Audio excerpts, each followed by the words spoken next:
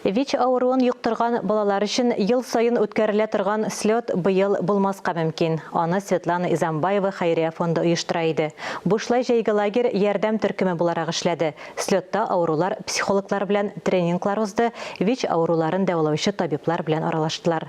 Быйыл слетны оештыру өчен кирәкле сумманы җыю кыенрак булган. Без фондка сезнең белән бергәләп ярдәм итә алабыз. ВИЧ ауруын юктырган күп кенә кешеләр иртәгәсе көн өчен куркып, борчылып яшәргә мәҗбүр. Кирәкле мәгълүмат җитмәү сәбәпле, күпләр ауруны җиңү өчен препаратларны дөрес кабул иткәндә, сәламәт булып, гаилә корып яшәү мөмкинлегенә дә ирешә алмый кала.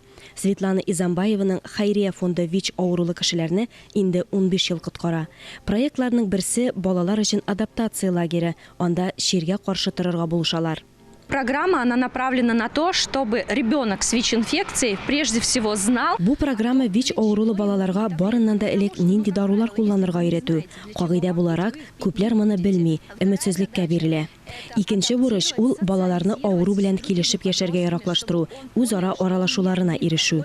7 ел дәвамында бушлай лагерь ВИЧ аурулы балаларны берләштерү урыны булган. Быел Татарстаннан һәм Россия төбәкләреннән 50-дән артык бала психологик тренинг узарга, ауру турында күбрәк мәгълүмат алырга тели, әмма слет булмаска да мөмкин. Те организации, которые международные помогали нам до этого. Моңа кадәр шундый слетлар уздырырга булышкан халык ара оешмаларның хәзер ярдәм итү мөмкинлекләре юк.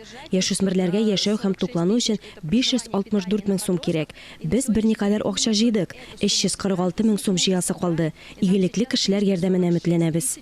Без бергәләп ярдәм итә алабыз. Вакыт аз. Акчаны Светлана Изамбаева фонды сайты аша күчерергә мөмкин. Сылтама экранда күрсәтелгән. ВИЧ аурулы балалар өчен бу сәфәр аларның тормышында мөһим урынны алып тора. Алия Галиуллина, Ия Кислицына, Илдар Галяудинов, Татарстан яңалыклары.